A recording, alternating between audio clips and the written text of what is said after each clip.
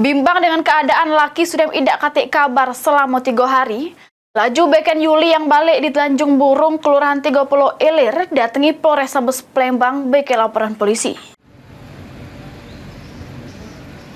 Bimbang dengan keadaan laki yang tidak katik kabar selama 3 hari, laju beken Susanti yang balik di Jalan Mak Rayu, Lorong Tanjung Burung, Kelurahan 30 Ilir, Palembang, laju datangi Polrestabes Palembang beken laporan polisi. Menurut keterangan Susanti yang mana lakinya ini bernama Rustandi, berprofesi sebagai sopir travel Palembang Tanjung Enim, jelaskan kalau lakinya berangkat pada hari Sabtu tanggal 16 November 2024 kemarin. Namun sampai sekarang belum dapat kabar di mana keberadaannya. Sempat nanya sama kawan seprofesi lakinya sama keluarga, cuma tidak kata yang tahu. Susanti juga jelaskan kalau lakinya sempat ngabari dirinya pada hari Sabtu sekira jam 11 malam lewat chat WhatsApp kalau lakinya belum bisa balik ke Palembang karena sudah malam dan bakal nginep di loket Tanjung Enim. Yuk, bisa diceritakan sama laki itu belum balik-balik selama berapa hari ini?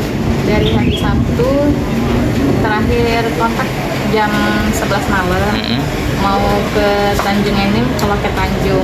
Dari situ nggak ada kontak lagi, GPS-nya masih. Itu ke Tanjung Enim tuh lagi bawa penumpang macam mana? Udah nggak ada lagi, mau ke loket aja.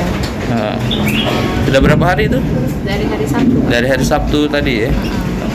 Tempat kita ngubungin kawan-kawannya dah yuk? Iya, udah ditanya, tapi emang teman-temannya juga pada nanya nggak ada kabar. Kawannya yang di Tanjung Enim itu juga tidak tahu? Yuk, apa dia pesannya untuk lakinya yuk? Kalau nonton video ini, Pak TV apa pesannya yuk? Baliklah, anak-anak lah nunggu. Susanti juga jelaskan kalau GPS lakinya ini sempat terlacak masih di wilayah Tanjung Enim. Dengan rasa sedih, Susanti berharap lakinya bisa balik ke rumah dengan keadaan selamat. Suryadi, PAL TV.